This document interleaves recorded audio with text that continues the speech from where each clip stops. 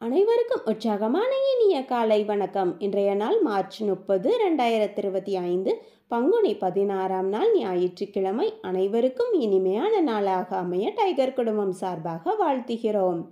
நாம் நம் பிள்ளைகளுக்கு செல்வத்தை சேர்த்து வைப்பதை விட உழைக்கும் பழக்கத்தை கற்றுக் கொடுப்பது மிகவும் சிறந்தது. அவர்களுக்கு உழைப்பின் அருமையையும் பெருமையையும் சொல்லிக் கொடுப்போம்.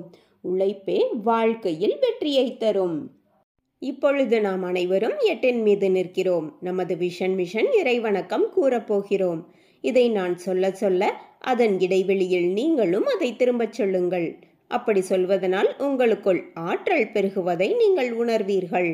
உங்களுக்குள் ஆனந்தமும் ஆரோக்கியமும் நிலைத்திருக்க இது உதவும். Tiger vision. மனம், புத்தி, உடல் மூன்றும் சமநிலையில் இருந்தால் வாழ்க்கை பிரகாசிக்கும். Tiger mission. ஒரு தனி மனிதனின் தொடர்ச்சியான ஆரோக்கியமும் பொருளாதாரமும் இவ்வுலகை மாற்றும். டைகர் இறைவணக்கம். என் வாழ்க்கையின் நம்பிக்கையாயிருக்கும் இறைவா, நான் சேவை செய்யும் இந்த அமைப்பே நீ வாழும் இடமென எண்ணுகிறேன். நான் தினமும் செய்யும் பணியே எனது கடமை என நம்புகிறேன். எனது உடலை கண்ணும் கருத்துமாய் பாதுகாப்பதே எனது பொறுப்பு என உணர்கிறேன். நன்றி இறைவா. நாம் ஆயுள் முழுவதும் ஆரோக்கியத்தோடு ஆனந்தமாய் வாழ்வதற்கு நமக்கு ஆயுள் முழுவதும் ஆசானாய் 8 நடைப்பயிற்சியை கற்றுத்தர வருகிறார் நமது குரு டாக்டர் டைகர் தேன்கூடு பிரபாகரன் அண்ணா அவர்களை உற்சாகத்தோடு வரவேற்கிறோம்.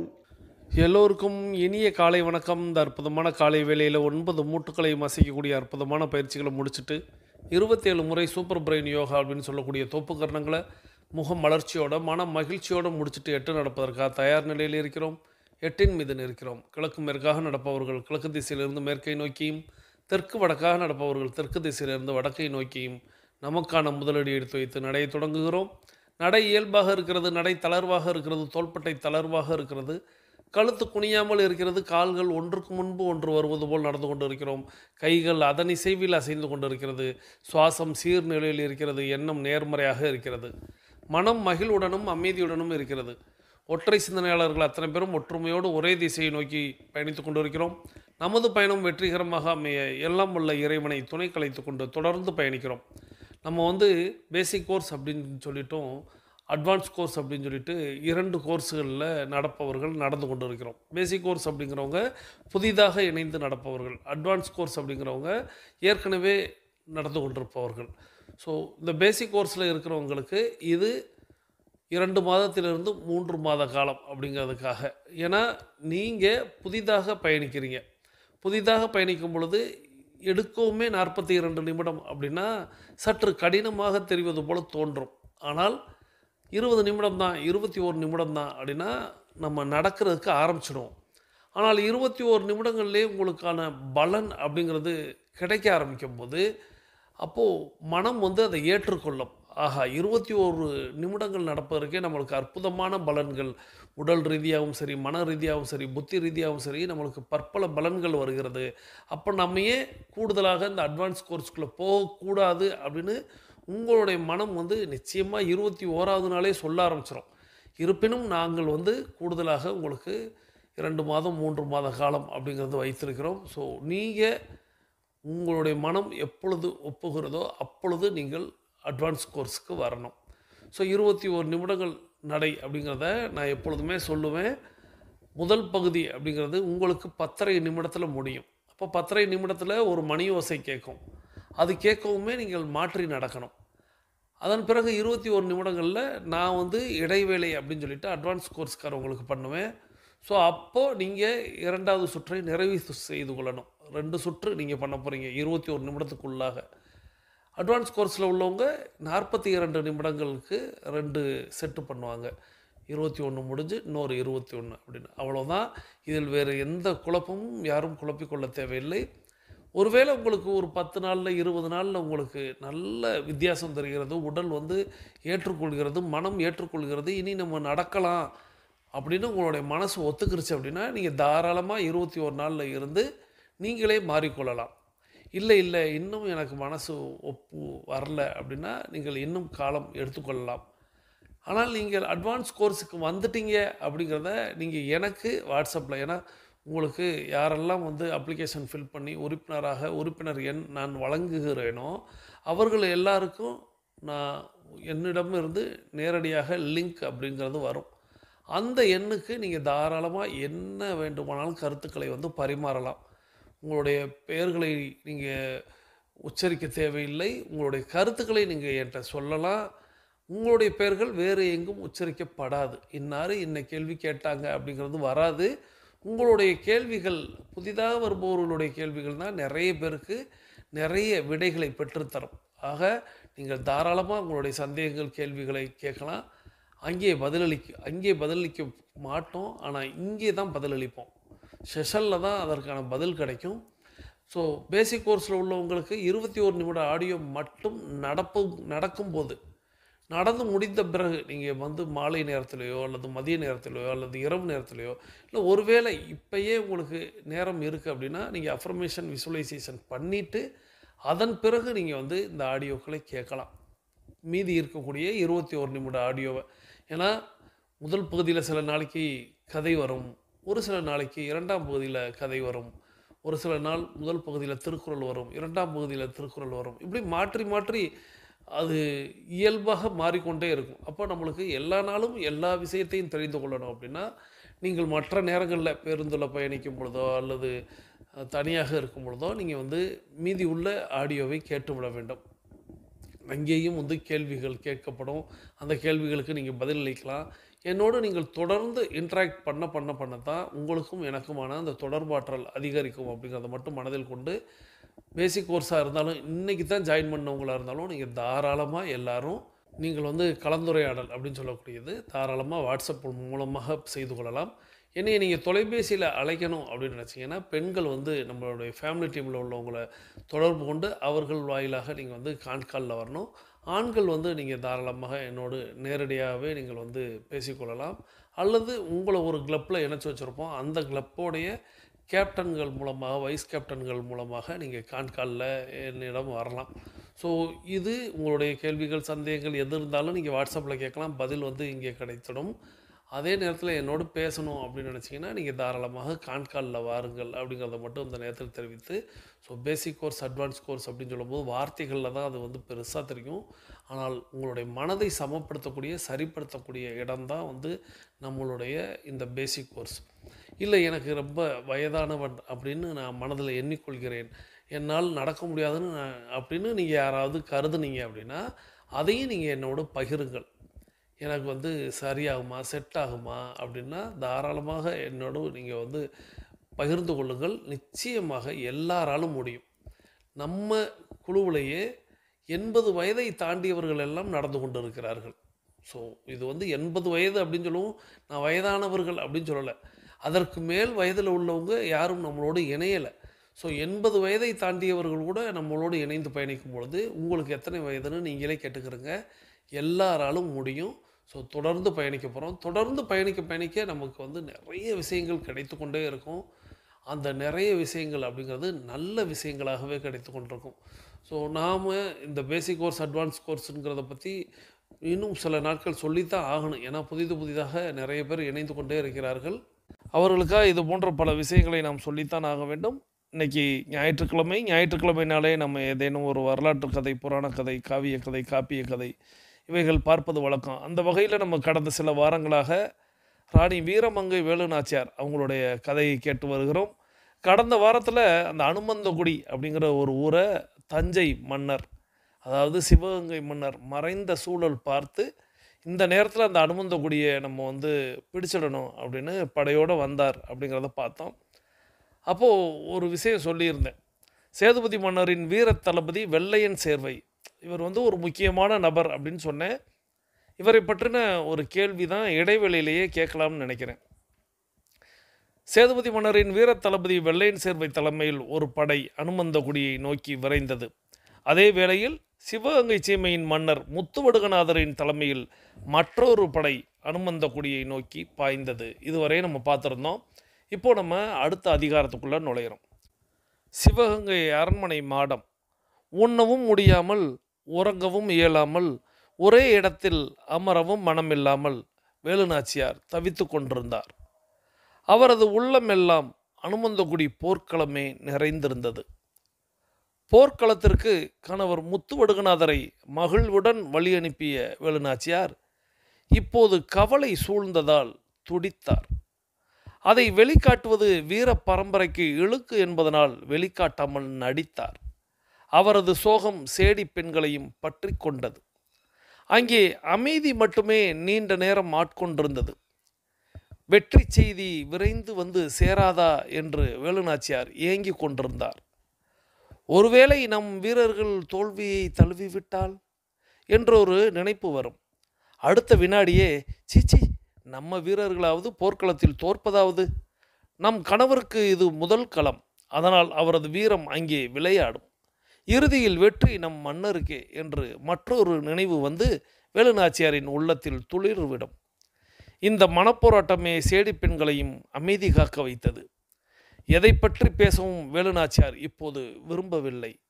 போர்க்கள செய்திக்கு மட்டுமே அவரது செவிகள் காத்து கிடந்தன. இதே வேளையில் அனுமந்தகுடி போர்க்களம். ஒரு பக்கத்தில் ராமநாதபுரம் தளபதி வெள்ளையன் தலைமையில் புகுந்த படை எதிரிகளை பந்தாடி கொண்டிருந்தது. மற்றொரு பக்கத்தில் முத்துவடுகநாதர் தலைமையில் வந்த சிவகங்கை படை தஞ்சை படைகளை சிதறடித்து கொண்டிருந்தது. ராமநாதபுரத்து படை 2 எதிரிகளை கொன்றால் சிவகங்கை படை அதே நேரத்தில் 4 பேரின் ஆவி குடித்து ஆர்ப்பரித்தது. அமைச்சர் தாண்டவராயன் பிள்ளை வியூகம் அமைப்பது, எதிரிகளின் தோல்விக்கு வழிவகுப்பது, காயமடைந்த ராமநாதபுரம் வீரர்களுக்கும் சிவகங்கை வீரர்களுக்கும் முதலுதவி செய்வது என பம்பரமாக சுழன்று கொண்டிருந்தார். இதற்கிடையில் மன்னர் முத்துவடுகநாதர் மீதும் அவர் கவனம் பதிய தவறவில்லை. மன்னரின் வாள் சுழன்றாடுவதைக் கண்டு மனதிற்குள்ளேயே தாண்டவராயன் பிள்ளை மகிழ்ந்து கொண்டார். முத்துவடுகநாதரின் வாள் எதிரியின் தலை ஒன்றை மண்ணில் உருட்டினால் அடுத்த நிமிடமே சிலம்பு வாத்தியார் வெற்றிவேலின் வேல்கம்பு எதிரி ஒருவனின் தலையை மண்ணில் சாய்க்கும். சிவகங்கை சீமையின் வீரர்கள் எவரையும் எதிர்கொள்ளும் அளவுக்கு வீரம் மிக்கவர்கள் என்பதை அனுமந்தகுடி போர்க்களம் அறிவிப்பு செய்தது. எங்கு நோக்கினும் மரண ஓலம். அனுமந்தகுடி மண் எதிரிகளின் இரத்தத்தால் சிவந்து சிரித்தது. ஸோ நம்ம வீரமங்கை வேலுநாச்சியார் வந்து தவித்து கொண்டிருக்கிறாங்க. அதாவது அனுமந்தகுடியில் இங்கே என்ன நடந்துக்கிட்டு இருக்கு, என்ன நமக்கு வெற்றி கிடைக்கிறதா, நமது வீரர்கள் அங்கே எப்படி விளையாண்டு கொண்டிருக்கிறார்கள், இப்படி அவங்களுக்கு பல்வேறு கவலைகள் சூழ்ந்திருக்கு. ஒருவேளை நம்மளுடைய வீரர்கள் தோற்றுவிட்டால் அப்படின்னு ஒரு கேள்வி வரும்பொழுதெல்லாம் இல்லை நம்ம வீரர்களாவது தோற்பதாவது அப்படின்ட்டு அவங்களுக்கு மாறி மாறி அவங்களுக்கு இருப்பு கொள்ளலை. ஸோ இது எல்லாருக்குமே இருக்கக்கூடிய ஒரு நிலை தானே. அந்த மாதிரியான ஒரு நிலையில் அங்கே வீரமங்கை வேலுநாச்சியார் இருக்கிறாங்க. இங்கே அனுமந்தகுடி போர்க்களத்தில் பார்த்தா ராமநாதபுரம் வீரர்களுக்கு சளைத்தவர்கள் அல்ல சிவகங்கை வீரர்கள் அப்படிங்கிற மாதிரி ராமநாதபுரம் படை 2 வீரர்களை கொன்றால் சிவகங்கை படை 4 வீரர்களை கொன்றது அப்படிங்கிற மாதிரி அந்த அனுமந்தகுடியில் அப்படி ஒரு போர்க்களம். முத்துவடுகநாதருக்கு அது முதல் களம், மன்னராகி முதல் களம்.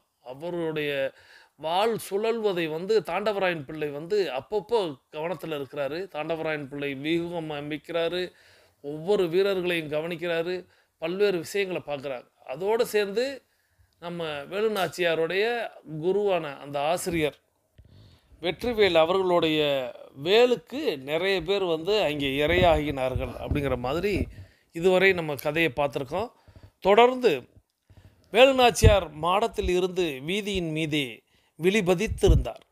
அவர் காதில் ஒரு குதிரையின் காலடி ஓசை. ஒரு வீரன் வேகமாக அரண்மனையை நோக்கி வந்து கொண்டிருந்தான். அரண்மனைக்குள் குதிரை நுழைந்ததும் அவன் தரையில் குதித்தான். வெற்றி வெற்றி என்று பலம் கொண்ட மட்டும் ஓங்கி ஒலித்தான். அந்த வெற்றி செய்தி கேட்டு வேலுநாச்சியாரின் வெளியோரத்தில் வெற்றி களிப்பு. சிவகங்கை நகர் முழுவதும் இந்த செய்தி பறந்தது, பரவியது. அனைவர் கால்களும் அரண்மனையை நோக்கி அணிவகுத்தன. வேலுநாச்சியார் மாடத்தில் நிற்கிறாங்க. அப்போது ஒரு குதிரையோடைய ஓசை கேட்குது, காலடி ஓசை. இப்போது வீரன் ஒரு வீரன் அந்த குதிரையிலிருந்து குதிக்கிறான். குதித்து வெற்றி வெற்றி என்கிற அந்த வெற்றி செய்தியை சொல்கிறான். சொன்ன மாத்திரம் வீரமங்கை வேலுநாச்சியாருக்கு அவங்களுடைய வெளியோரத்தில் ஒரு வெற்றி களிப்பு. சிவகங்கை முழுவதும் அந்த செய்தி பரவியது, பறந்தது அப்படின்னு சொல்கிறாங்க. அனைவர் கால்களும் அரண்மனையை நோக்கி அணிவகுத்தன. அனுமந்தகுடிக்கும் சிவகங்கைக்கும் இடையில் இருக்கும் சின்னஞ்சிறு கிராமங்கள் எல்லாம் மகிழ்ச்சியில் துள்ளி குதித்தன. சிலர் அனுமந்தகுடிக்கும் மற்றும் சிலர் சிவகங்கைக்கும் பயணப்பட்டனர். ஆண், பெண், சிறுவர், முதியோர் என்ற வேறுபாடின்றி அனைவர் முகத்திலும் ஆனந்த கூத்து. சிவகங்கை மன்னர் வாழ்க, முதல் களத்திலேயே வெற்றி கண்ட வீர திருமகன் வாழ்க, சிவகங்கை சீமை வாழ்க, இது போன்ற வாழ்த்தொழிகளால் சிவகங்கை நகரம் திக்குமுக்காடியது. வெற்றி வாகை சூடி வரும் மன்னரை வரவேற்க அரண்மனை வாசலில் பல்லாயிரம் மக்கள் காத்து கிடந்தனர். வான வெடிகளுடன் கலைஞர் கூட்டம், வாழ்த்தொழி முழங்க மற்றொரு கூட்டம், குளவையிட்டு வரவேற்க பெண்களின் பெருங்கூட்டம், மன்னருக்கு மாலையிட்டு வரவேற்க துதிக்கையில் மாலையுடன் பட்டத்து யானை, எங்கிருந்தோ வாழை மரங்களை வெட்டி கொண்டு வந்து அரண்மனை வாசலில் நட்டு மகிழ்ந்தனர் சிலர். அரண்மனை திடல் முழுவதும் மாவிலை தோரணங்களை கட்டி முடித்தனர் சிலர். திடலின் ஓரத்தில் மேடை அமைத்து காத்திருந்தனர் சிலர். அவரவர் கற்பனைக்கு ஏற்ப அரண்மனை வாயிலை அழகுபடுத்தினர். துந்துபி, மத்தளம் என மற்றொரு பக்கத்தில் ஒரு கூட்டம் காத்து கிடந்தது. இதோ மன்னரும் நம் மண்ணின் மானம் காத்த மாவீரர்களும் சிவகங்கை நகருக்குள் நுழைந்து விட்டனர் என்ற செய்தி கேட்டதும் ஒரு சேடிப்பெண் அரண்மனைக்குள் ஓடினாள். சிறிது நேரத்தில் ஆரத்தி தட்டுடன் அவள் ஓடி வந்தாள். வெடி முழக்கமும் வாழ்த்து முழக்கமும் போட்டியிட்டன. அவற்றுடன் இசையும் கலந்து கரைந்தன. அரண்மனை வாசலில் மன்னரின் முத்துப்பல்லக்கு வந்து நின்றது. மண் மீது மன்னர் கால்பதிக்க மின்னிலிருந்து மழை துளிகள் தூவின. இயற்கை தாயே மன்னரை ஆசீர்வதிப்பதாக நினைத்து கூட்டம் ஆர்ப்பரித்தது.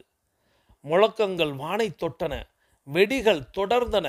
பட்டத்து யானை மன்னர் கழுத்தில் மாலையிட்டது. முத்துவடுகநாதர் நெற்றியில் வேலுநாச்சியார் வெற்றி திலகமிட்டு அரண்மனைக்குள் இருக்கும் ராஜராஜேஸ்வரி ஆலயத்திற்குள் அழைத்து சென்றார். ஒட்டு மொத்தத்தில் விழா கோலம், அதுவும் எழுச்சி கோலம் அங்கே. மன்னரும் மற்றவர்களும் அரண்மனை திடலை நோக்கி நடக்க அனைவர் கால்களும் பின்தொடர்ந்தன. திடலின் ஓரத்தில் இருந்து திடீர் மேடையில் முத்துவடுகநாதரும் வேலுநாச்சியாரும் ஏறினர். அங்கிருந்த அரியாசனங்களில் அமர்ந்தனர். அமைச்சர் தாண்டவராயன் பிள்ளை, சிலம்பு வாத்தியார் வெற்றிவேல், களம் கண்ட வீரர்கள் அனைவரும் மேடைக்கு முன்பிருந்த ஆசனங்களில் அமர்ந்தனர். கூட்டம் ஆனந்த களிப்பில். வெற்றி வாகை சூடி முத்துவடுகநாதரும் அவரது படை வீரர்களும் சிவகங்கைக்கு வர்றாங்க. வரும் பொழுது சிவகங்கை மாநகரம் முழுவதும் எவ்வாறாக இருந்தது அப்படிங்கிறத அழகுற ஆசிரியர் கூறியிருந்தார். திடீர் மேடை ஒன்று அமைச்சிருந்தாங்க அப்படிங்கிறதையும் கொடுத்துருந்தார். இப்போ அந்த மேடையில் முத்துவடுகநாதரும் வேலுநாச்சியாரும் அமர்றாங்க. அவங்களுக்கு முன்ன கீழே அமைச்சர் தாண்டவராயன் பிள்ளை, சிலம்பு வாத்தியார் வெற்றிவேல், களம் கண்ட வீரர்கள் எல்லோரும் அமர்கிறார்கள். முத்துவடுகநாதர் மேடையில் முன் வந்து நின்றார். 3 திசைகளிலும் தமது பார்வையை படர விட்டார். அனைவர் முகத்திலும் அரும்பியிருந்த மகிழ்ச்சியை கண்டு அவரும் மகிழ்ந்தார். மொத்த கூட்டமும் மன்னர் சொல்ல போவதை கவனிப்பதற்காக அமைதி காத்தனர். சிவகங்கை சீமையின் பெருங்குடி மக்களே என்று முத்துவடுகநாதர் சொல்லி முடிப்பதற்குள் மீண்டும் கரவொலி காதுகளை துளைத்தன. இப்போது வேலுநாச்சியாரும் மன்னரின் அருகில் வந்தார். மீண்டும் முத்துவடுகநாதர் கூட்டத்தை பார்த்தார். அடுத்த நிமிடமே அங்கு அமைதி திரும்பியது. முத்துவடுகநாதர், நமது மன்னர் மறைந்ததால் எதிரிகள் அனுமந்தகுடியை அபகரித்து விடலாம் என ஆசைப்பட்டனர். ஆனால் சிவகங்கை சீமையின் வீரத்தைக் கண்டு எதிரிகள் ஓட்டம் பிடித்தனர். போர்க்களத்தில் ஒவ்வொரு வீரரின் வீரமும் வெளிப்பட்டது. நம் வீரர்கள் எவருக்கும் இளைத்தவர்கள் அல்ல என்பதை இந்த போர் எனக்கு புலப்படுத்தியது. குறிப்பாக சிலம்பு வாத்தியார் வெற்றிவேல் தீரத்தை கண்டு நான் மெய் சிலிர்த்தேன். அவருடைய வேல்கம்பு எதிரிகளின் மேலியில் விளையாடிய விதமும் அவரது வீரத்தின் மகத்துவமும் எதிரிகளின் கூடாரத்திற்குள் நுழைந்து அவர் நிகழ்த்திய அற்புதங்களும் என்னை மிகவும் கவர்ந்தன. அதுபோன்று நம் வீரர்களின் ஆற்றலையும் கண்டு நான் மகிழ்ந்தேன் என்று குறிப்பிட்டுவிட்டு வேலுநாச்சியார் பக்கம் முத்துவடுகநாதர் திரும்பினார். மன்னரின் பார்வையை புரிந்து கொண்ட வேலுநாச்சியார், இந்த வெற்றி நம் மன்னரின் வெற்றியோ அல்லது நம் அமைச்சரின் வெற்றியோ அல்ல. இந்த வெற்றியின் புகழ் எந்த தனிநபரை விடவும் சிவகங்கை சீமையின் அடித்தட்டு மக்களின் வீரத்திற்கு கிடைத்ததாகும். ஒரு நாட்டில் வாழுகின்ற மக்களின் எழுச்சிதான் அந்த நாட்டை வழிநடத்தும், வாகை சூடும், வரலாற்றில் பதிவு செய்யும். அந்த வகையில் இந்த வெற்றியை சிவகங்கை சீமை மக்களுக்கு காணிக்கையாக்குகிறோம். சிவகங்கை சீமை எழுந்தால் எதிரிகள் வீழ்வர் என்பதை உலகுக்கு உணர்த்திய திருநாள் இது. போர்க்களத்தில் சமர்புரிந்த அனைத்து வீரர்களையும் பாராட்டுகிறேன். மன்னரை வணங்குகிறேன். எதிரிகளின் தாக்குதலை தவிடுபொடியாக்கும் திட்டத்தை வகுத்த நம் அமைச்சரை வாழ்த்துகிறேன். உரிய நேரத்தில் படைகளை அனுப்பி நம் வெற்றியை எளிதாக்கிய ராமநாதபுரம் மன்னருக்கும் அவர் படை தளபதிகளுக்கும் படை வீரர்களுக்கும் நம் அனைவரின் சார்பிலும் நன்றி தெரிவிக்கிறேன். எனது மெய்காப்பாளராக என்னுடன் ராமநாதபுரத்திலிருந்து இந்த மண்ணுக்கு வந்து தம் வீரத்தால் மன்னர் மனதில் இடம் பிடித்த எனது குருநாதர் சிலம்பு வாத்தியார் வெற்றிவேல் அவர்களையும் வணங்கி மகிழ்கிறேன் என்று வேலுநாச்சியார் முடிக்க வெற்றிவேலின் விழிகளில் ஆனந்த கண்ணீர். மீண்டும் கூட்டத்தினர் வாழ்த்தொளி அரண்மனை முழுவதும் எதிரொலித்தது. அனைவரும் கலைந்து சென்றனர். வேலுநாச்சியார் மட்டும் மேடையில் இருகரம் கூப்பி வணங்கியும் வாழ்த்து முழங்கியும் கைகளை அசைத்தும் கூட்டம் விடைபெற்று சென்றது. அனைவருக்கும் கை அசைப்பின் மூலம் வழி அனுப்பி கொண்டிருந்தார் வேலுநாச்சியார். வீரமங்கை வேலுநாச்சியார், இந்த வெற்றி சிவகங்கை மக்களுக்கானது. சிவகங்கை மக்கள் எழுந்தால் எதிரிகள் வீழ்வர் அப்படிங்கிறத நிரூபித்திருக்கோம். ஸோ இது மக்களுக்கே இந்த வெற்றியை காணிக்கையாக்குகிறோம் அப்படின்னு சொல்லிட்டு ஒரு நன்றியுரை போல் யாரெல்லாம் இதில் கலந்துக்கிட்டாங்களோ எல்லாருக்கும் நன்றிகளையும் வாழ்த்துக்களையும் சொல்லியிருக்கிறாங்க. ஸோ இது ஒரு சின்ன நன்றியுரை. நம்ம இது கவனிக்கணும். ஒரு நீங்கள் ஒரு நிகழ்வுக்கு போகிறீங்க, ஒரு மேடை ஏறுறீங்க, ஒரு நிகழ்வை நடத்துகிறீங்க அப்படின்னா அந்த இடத்துல யாரெல்லாம் நமக்கு உதவி செய்தார்களோ அவர்களையெல்லாம் மறவாமல், ஏன்னா இந்த இடத்துல ராமநாதபுரம் மன்னருக்கு நன்றி சொல்கிறாங்க, அந்த படை தளபதிகளுக்கு நன்றி சொல்கிறாங்க, அந்த படை வீரர்களுக்கு நன்றி சொல்கிறாங்க. ஸோ நம்மளுக்கு யாரெல்லாம் உதவி செய்தார்களோ அவர்களையெல்லாம் நம்ம மறவாமல் நன்றி சொல்லணும் அப்படிங்கிறத வேலுநாச்சியார் இந்த இடத்துல குறிப்பிட்டதை நான் இந்த இடத்துல குறிப்பிட்டு சொல்ல வேண்டியதாக இருக்கிறது. இப்பொழுது நம்மளுடைய 8 நடையின் 21 நிமிடம் அப்படிங்கிறது நிறைவுக்கு வருகிறது. வாருங்கள், அனைவரும் தொடங்கிய திசைக்கு வந்து விடலாம். கிழக்கு மேற்காக தொடங்கியவர்கள் கிழக்கு திசையிலும், தெற்கு வடக்காக தொடங்கியவர்கள் தெற்கு திசைக்கும் வந்து விடுகிறோம். நமது உள்ளங்கைகளை மடக்கி பார்க்கிறோம். இறுக்கமாக இருக்கிறது. விரலின் நகங்களின் வண்ணங்களை பார்க்கிறோம். சிவப்பு வண்ணத்தில் மாறி இருக்கிறது. சுவாசத்தை சோதித்து பார்க்கிறோம். 2வது நாசியிலும் சுவாசம் வரக்கூடிய இந்த வேளையில் நாம் அனைவரும் நமக்கு அருகில் இருக்கக்கூடிய குடிநீரை எடுத்து நிறுத்தி நிதானித்து ரசித்து ருசித்து பருகிக்கொள்கிறோம். தண்ணீர் பருகுதல் என்பது ஒரு கலை என்பதை நாம் அறிவோம். தண்ணீர் பருகும் பொழுது நமது கவனத்தை நீரில் வைப்போம், நீரின் தன்மையில் வைப்போம், நீரின் சுவையில் வைப்போம். நீரை நிதானமாக பருகுவோம். நின்ற நிலையில் பருகினாலும் நீரை நிதானித்து அதை நாம் நம்முடைய கழுத்தை நேராக வைத்து நாம் அதை ஆற அமர பருக வேண்டும். அவ்வாறாக நீர் பருகும் பொழுது அந்த நீர் உள் இறங்குவதை நாம் கவனிக்க வேண்டும். இந்த நீரே நமக்கு மருந்தாக மாறும் என்பதை எண்ணி நாம் பருக வேண்டும். இப்போ எல்லாருமே நீர் பருகி முடிச்சிருப்பீங்க என்கிற நம்பிக்கையோடு உங்களுடைய மொபைல் ஃபோனை இப்போ கையில் எடுத்துக்கிறோங்க. மொபைல் ஃபோனை கையில் எடுத்துக்கிட்டு கருத்து பதிவிட போயிடும். இன்றைக்கி நம்ம என்ன கருத்து பதிவிட போயிடும் அப்படின்னா 3 கேள்வி. முதல் கேள்வி, டெய்லி ஆக்டிவிட்டி ரிப்போர்ட் அப்படின்னு சொல்லக்கூடிய தினசரி நடவடிக்கை அறிக்கையை சமர்ப்பித்து விட்டீர்களா? இது முதல் கேள்வி. டெய்லி ஆக்டிவிட்டி ரிப்போர்ட் அப்படின்னு சொல்லக்கூடிய தினசரி நடவடிக்கை அறிக்கையை சமர்ப்பித்து விட்டீர்களா? 2வது கேள்வி, நான் ஏற்கனவே கதை தொடங்கும் பொழுது சொன்னேன். ராமநாதபுரம் படைத்தளபதி வெள்ளையன் சேர்வை இவர் யார் என்பதை நீங்கள் அறிவீர்களா? ராமநாதபுரம் படைத்தளபதி வெள்ளையன் சேர்வை அப்படிங்கிறத கடந்த வாரத்திலே சொல்லியிருந்தாங்க. ஸோ இப்பையும் நான் தொடங்கும் பொழுது சொன்னேன், அந்த வெள்ளையன் என்பவர் யார் என்பது தாங்கள் அறிவீர்களா? இதுதான் இரண்டாவது கேள்வி. அறிந்திருந்தால் அறிந்திருக்கிறேன்னு சொல்லுங்கள், அது யாருன்னு சொல்லுங்கள். அறியலைன்னா அறியலேன்னு சொல்லுங்கள். நிச்சயமாக அதற்கான விடை நமக்கு கிடைக்கும். மூன்றாவதாக நம்மளுடைய வெற்றி ஸ்லோகன் எழுதணும். வாழ்க நலத்துடன் வாழ்க வளத்துடன், வாழ்க நலத்துடன் வாழ்க வளத்துடன் அப்படிங்கிறத நீங்கள் ஒரு முறைக்கு 2 முறை சொல்லி பார்த்து எழுதுங்கள். இந்த 3 கேள்விகளுக்கும் விடையளித்து கொண்டு பேசிக் கோர்ஸில் இருக்கக்கூடிய சகோதர சகோதரிகள் அஃபர்மேஷன் விசுவலைசேஷன் செய்துட்டு நீங்கள் மீதம் இருக்கக்கூடிய ஆடியோவை கேட்க வாங்க. அட்வான்ஸ் கோர்ஸில் இருக்கக்கூடிய சகோதர சகோதரிகள் பேசிக் கோர்ஸில் உள்ளவங்களுக்கு நம்மளுடைய வாழ்த்துக்களை நன்றிகளை சொல்லி நம்மளுடைய அடுத்த சுற்றை தொடங்க போகிறோம். இப்பொழுது ஆண்கள் அனைவரும் இடதுபுறமாகவும் பெண்கள் அனைவரும் வலதுபுறமாகவும், ஆண்கள் லெஃப்ட் சைடிலும் பெண்கள் ரைட் சைடிலும் முதலடி எடுத்து வைத்து நடையை தொடங்குகிறோம். நடை இயல்பாக இருக்கிறது, நடை தளர்வாக இருக்கிறது, தோள்பட்டை தளர்வாக இருக்கிறது, கழுத்து குனியாமல் இருக்கிறது, கால்கள் ஒன்றுக்கு முன்பு ஒன்று வருவது போல் நடந்து கொண்டு இருக்கிறோம். கைகள் அதன் இசைவில் அசைந்து கொண்டு இருக்கிறது. சுவாசம் சீர்நிலையில் இருக்கிறது. எண்ணம் நேர்மறையாக இருக்கிறது. மனம் மகிழ்வுடனும் அமைதியுடனும் இருக்கிறது. ஒற்றை சிந்தனையாளர்கள் அத்தனை பேரும் ஒற்றுமையோடு ஒரே திசையை நோக்கி பயணித்து கொண்டிருக்கிறோம்.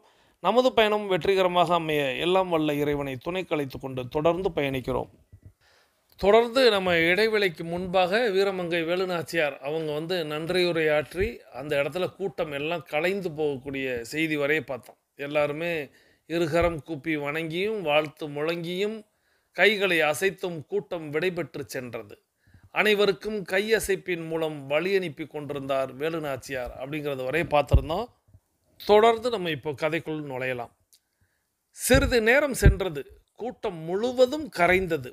திடலின் ஓரத்தில் ஒரே ஒரு பெண் மட்டும் தலை குனிந்து நின்றாள். அவள் அருகில் நின்று கொண்டிருந்த 6 வயது சிறுமி வேலுநாச்சியாரை பார்த்து சிரித்து கொண்டிருந்தாள். அந்த முல்லை சிரிப்பை இதற்கு முன் எங்கோ பார்த்த ஞாபகம் வேலுநாச்சியாருக்கு. எங்கே, எப்போது என்ற வினாக்கள் வேலுநாச்சியாரை யோசிக்க வைத்தது. சிறிது நேரத்தில் அந்த சிறுமியின் சிரிப்பு பழைய நினைவை தந்தது. எங்கே எப்போது அப்படின்னு வேலுநாச்சியார் சிந்திக்கிறாங்க. உங்களுக்கும் அந்த சிந்தனை வந்திருக்கும் எல்லாருக்குமே. இந்த சிறுமியின் சிரிப்பை எப்பொழுதோ நாமுமே பார்த்துருக்குறோமே கேட்டிருக்கிறோமே அப்படிங்கிற மாதிரி என்ன தோன்றும் இல்லையா? நிச்சயமாக எல்லாருக்குமே நினைவுக்கு வந்திருக்கும். சிறுமியின் சிரிப்பு பழைய நினைவுகளை தந்தது. வேலுநாச்சியார் திருமணம் முடிந்து சிவகங்கை வந்த மறுநாள் குதிரையை அடக்க வேலுநாச்சியார் முயன்றது. அது காட்டிற்குள் பாய்ந்து சென்று இறுதியில் பணிந்தது. அப்போது ஒரு பெண்ணின் அழுகுரல் கேட்டு வேலுநாச்சியார் அங்கே சென்றது. அந்த பெண்ணின் இடுப்பில் ஒரு குழந்தை இருந்தது. அந்த பெண்ணை கற்பழிக்க முயன்ற கயவன் பொய் சொல்லி பஞ்சாயத்தில் வாதாடியது. தம் சவுக்கால் அவன் முதுகில் விளையாடியது. தீர்ப்பை திருத்தி எழுதிவிட்டு திரும்பியது. அப்போது அந்த குழந்தை தன்னை பார்த்து சிரித்தது என 5 ஆண்டுகளுக்கு முன் நடந்த நிகழ்ச்சிகள் எல்லாம் வேலுநாச்சியாரின் மனதில் ஓடி முடிந்தது.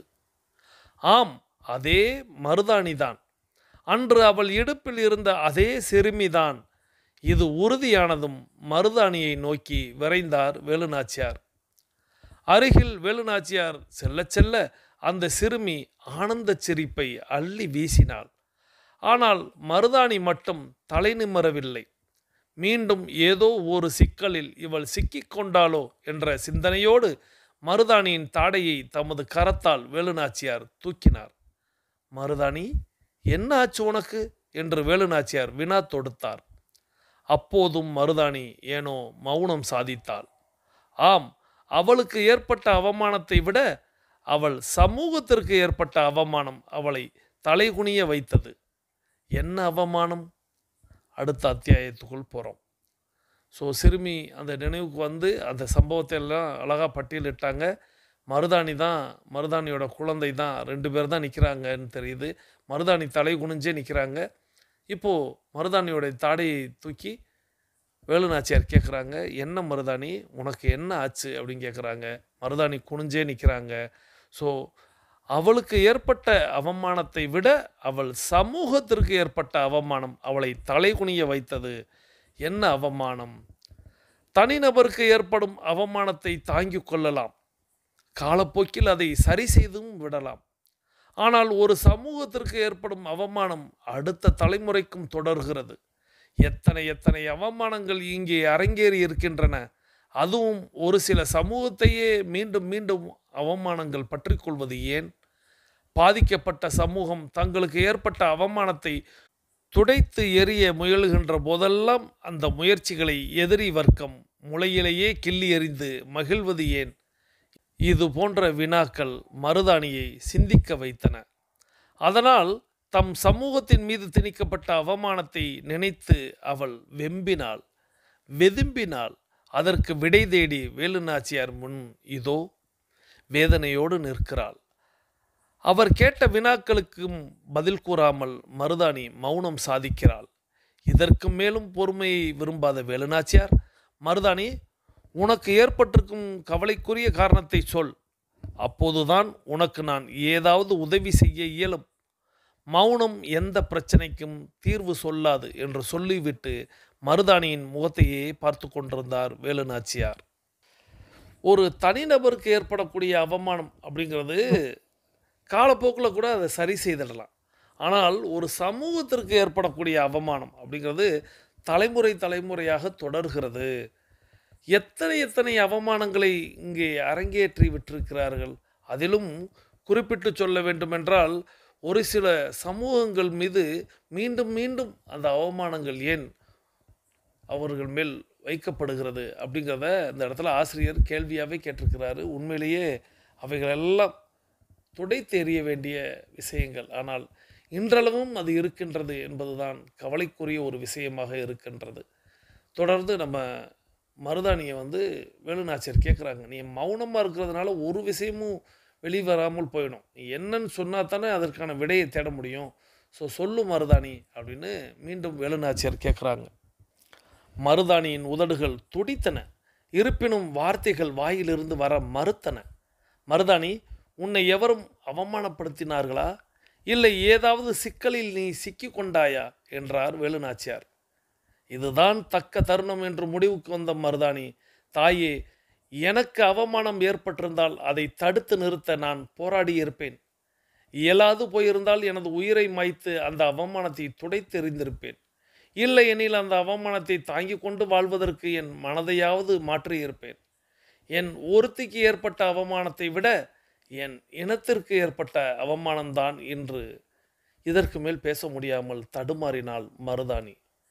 என்ன, உன் இனத்திற்கு அவமானமா?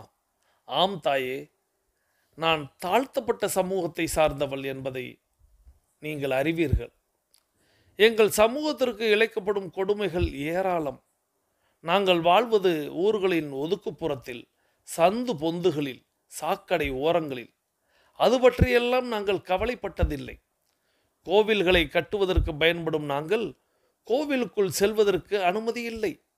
பல்லக்கை செய்வதிலும் அதை தூக்கிச் செல்வதிலும் பயன்படும் நாங்கள் மறந்தும் பல்லக்கில் இருப்பவரை தொட்டுவிடக்கூடாது. இவைகள் போதாதென்று எங்களுக்கு இருந்த உரிமையையும் பறித்து கொள்வது என்ன நியாயம் தாயே? எந்த உரிமை உங்களிடமிருந்து பறிக்கப்பட்டிருக்கிறது? சிவகங்கை நகரில் இருக்கும் சசிவர்ண ஈஸ்வரர் ஆலயத்தில் நடக்கும் கொடுமை உங்களுக்கு தெரியாதா தாயே? தெரியாது மருதாணி. என்ன நடக்கிறதா இங்கே? இந்த கோவிலில் தாழ்த்தப்பட்டவர்களுக்கு கொடுக்கப்பட்டு வந்த உரிமை தடுக்கப்பட்டிருக்கிறது தாயே. இப்போதா?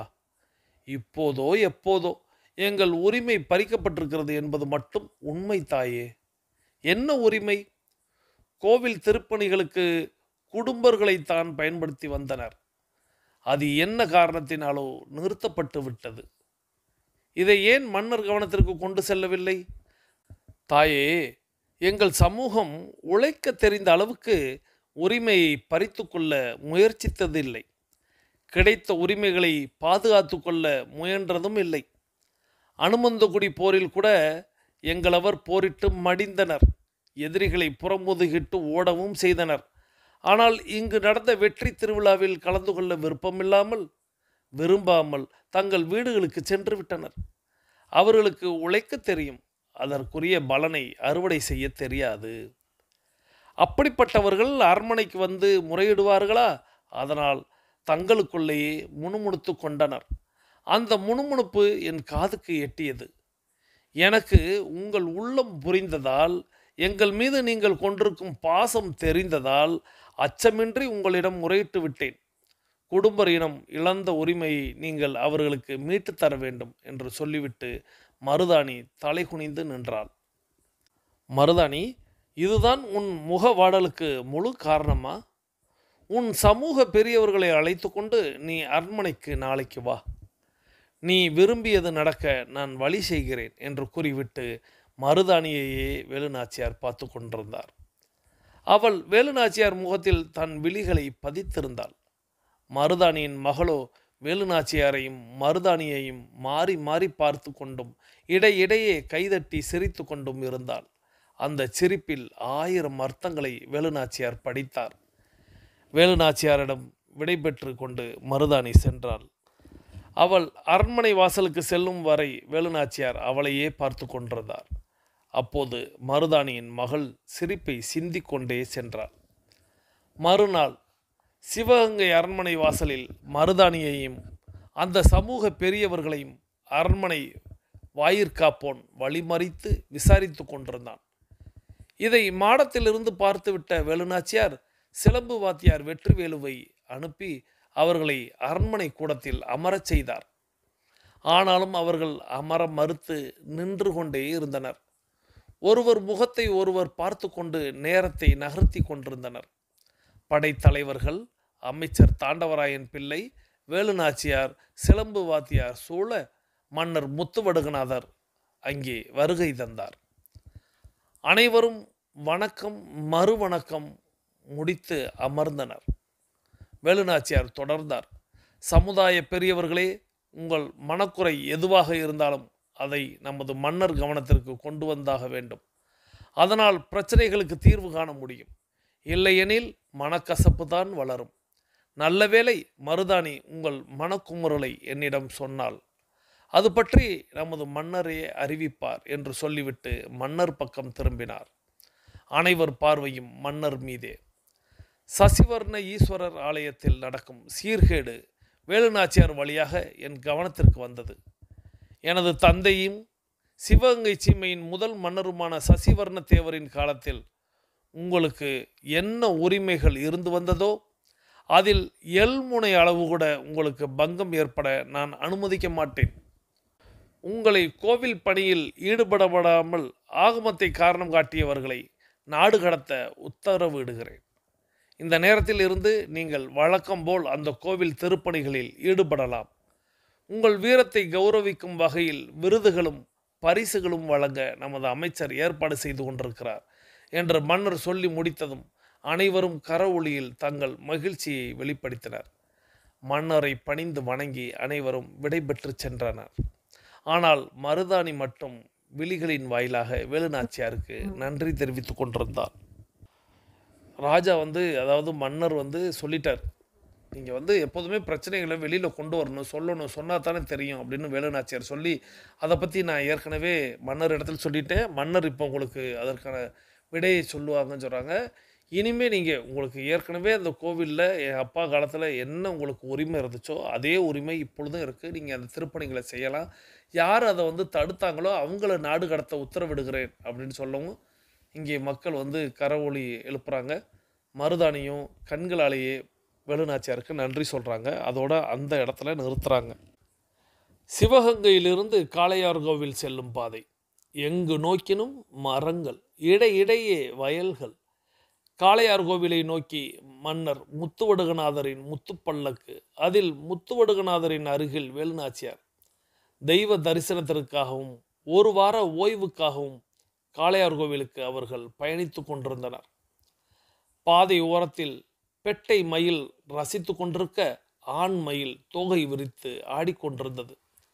வானத்தை தொட்டுவிடும் முயற்சியில் பறந்து சென்ற பறவை ஒன்று வந்த முயற்சி முடியாது போனதால் கத்திக்கொண்டே கீழ் நோக்கி பாய்ந்து வந்து கொண்டிருந்தது. எங்கோ தொலை தூரத்தில் ஒரு பறவை தன் ஜோடிக்காக ஏங்கி குரல் கொடுத்து கொண்டிருந்தது. கூட்டில் இருக்கும் தன் குஞ்சுக்கு வாயில் சேமித்து வைத்திருந்த உணவை கொடுத்து அது புசிப்பதை கண்டு சிறகடித்து மகிழ்ந்தது தாய்ப்பறவை. சூரிய கதிர்கள் பூமி தாயை முத்தமிட முயற்சித்துக் கொண்டிருந்தன.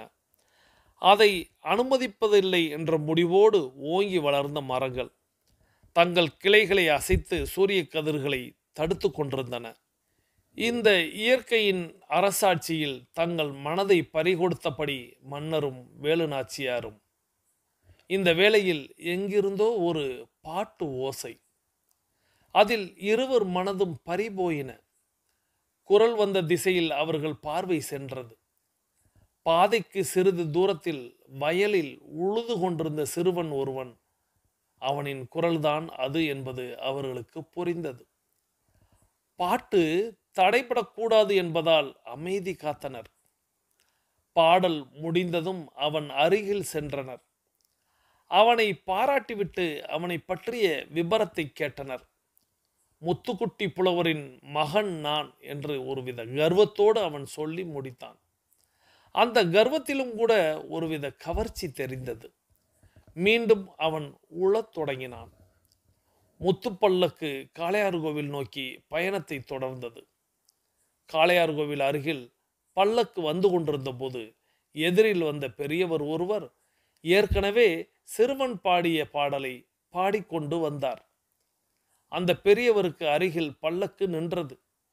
பல்லக்கையும் அதில் பயணிப்பவர்களையும் கண்டு பெரியவர் வணங்கி நின்றார். பெரியவரே, தங்கள் பெயர் என்னவென்று நாங்கள் அறிந்து கொள்ளலாமா என்று முத்துவடுகநாதர் கேட்டார். முத்துக்குட்டி புலவர் என்றார் பெரியவர்.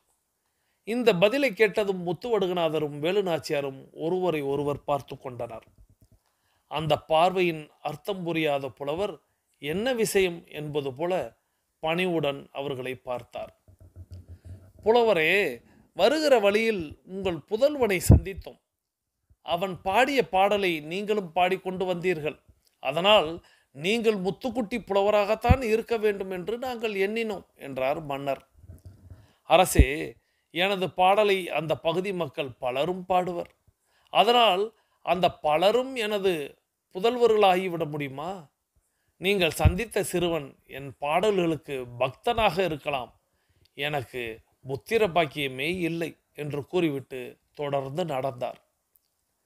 முத்துப்பல்லக்கு காளையார்கோவிலை நோக்கி மீண்டும் பயணத்தை தொடர்ந்தது. அந்த சிறுவன் சொன்னது மெய்யா, இல்லை இந்த புலவர் சொன்னது பொய்யா? இந்த வினா மன்னரையும் வேலுநாச்சியாரையும் பற்றி கொண்டது. இந்த குழப்பத்திலிருந்து அவர்கள் மீண்டு வருவதற்குள் காளையார்கோவிலை பல்லக்கு அடைந்தது. இவங்க காளையார்கோவிலுக்கு ஒரு வார கால ஓய்வுக்காகவும் தெய்வ தரிசனத்திற்காகவும் போகிறாங்க. போகிற வழியில் உள்ள இயற்கை காட்சிகளை ரொம்ப அற்புதமாக ஆசிரியர் சொன்னார். எல்லாருமே அதில் கொஞ்சம் ஆழ்ந்து கூர்ந்து கவனிச்சிருந்தோம்னா அந்த இடத்துக்கே நம்ம போகிறது மாதிரி இருந்திருக்கும். ஸோ அப்படி போய்கிட்டு இருக்கும்போது ஒரு பாட்டு ஓசை ஒன்று கேட்குது. அந்த பாட்டு ஓசை ரெண்டு பேருக்குமே அப்படியே அற்புதமாக இருக்குது. அந்த பாட்டு ஓசை தடைபடக்கூடாது அப்படிங்கிறதுக்காக அமைதி காக்குறாங்க. அது ஒரு சிறுவன் உழுது கொண்டு பாடிக்கொண்டிருக்கிறான். பாட்டு முடிந்ததுக்கு பிறகு அவனிடத்தில் சென்று அவனை பற்றி விசாரிக்கிறாங்க. அந்த பையன் தான் முத்துக்குட்டி புலவருடைய புதல்வன் அப்படின்னு சொல்கிறான். இவங்களுக்கு ரொம்ப ஆச்சரியமாக இருக்குது. அவன் மீண்டும் உழ போய்கிடுறான். மீண்டும் அவங்க பல்லக்கு வந்து கொண்டிருக்கக்கூடிய தருவாயில் மீண்டும் ஒரு பெரியவர் அதே பாடலை பாடி வருகிறார். பாடி வரும் பொழுது இவங்களுக்கு ஒரு சந்தேகம், ஒருவேளை இவராகத்தான் இருக்குமோ அந்த முத்துக்குட்டி புலவர் அப்படிங்கிறவர். அதனால் அவரிடத்துலே கேட்குறாங்க, உங்களுடைய பேர் என்ன அப்படின்னு. அவர் சொல்கிறாரு, என்னுடைய பேர் முத்துக்குட்டி புலவர் அப்படின்னு சொல்கிறாரு. ஸோ உங்களுடைய புதல்வனை பார்த்தோம், இதே பாட்டை பாடுனா அப்படின்னு சொல்லும்போது அவர் சொல்கிறாரு, எனக்கு புதல்வனா, எனக்கு புத்திர பாக்கியமே இல்லையே.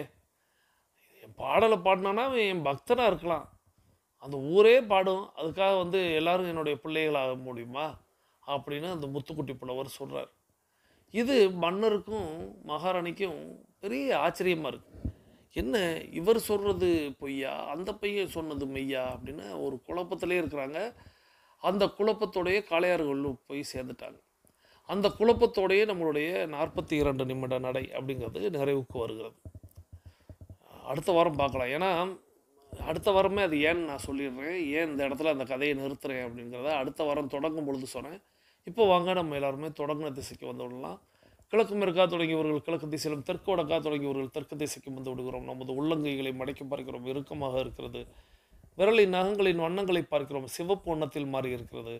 சுவாசத்தை சோதித்து பார்க்கிறோம். 2வது நாசியிலும் சூப்பராக சுவாசம் வரக்கூடிய இந்த வேளையில் நாம் அனைவரும் கிழக்கு திசையை நோக்கி நின்று இன்றைய அஃபர்மேஷன் விசுவலைசேஷன் செய்து இன்றைய நாளை தொடங்குவோம். கூட்டு பிரார்த்தனை. இன்று நம்மோடு இணைந்து பயணித்த அத்தனை அன்பு சகோதர சகோதரிகளுக்கும் அவர்களது குடும்பம் மகிழ்ச்சியோடும் ஆரோக்கியத்தோடும் செல்வ வளங்களோடும் இருப்பதற்கு எல்லாம் வல்ல இயற்கை இறைவன் பிரபஞ்சம் துணை நிற்க வேண்டும். அவர்கள் எண்ணியதெல்லாம் நடக்க வேண்டும், கேட்டதெல்லாம் கிடைக்க வேண்டும். அவர்களது குடும்பத்தில் ஆரோக்கியம் நிலைத்திருக்க வேண்டும், ஆனந்தம் நிலைத்திருக்க வேண்டும். அவர்களுடைய பொருளாதாரம் உயர்ந்து கொண்டே இருக்க வேண்டும். அவர்களது பணி சிறந்து விளங்க வேண்டும். அவர்களது பணி பிறர் பாராட்டும்படியாக அமைய வேண்டும். அதை எல்லாம் வல்ல இயற்கை இறைவன் பிரபஞ்சம் அவர்களுக்கு வழங்க வேண்டும் என்று என்னுடைய வேண்டுதல்களையும் வாழ்த்துக்களையும் தெரிவித்து மீண்டும் சந்திப்போம், கலந்து சிந்திப்போம்.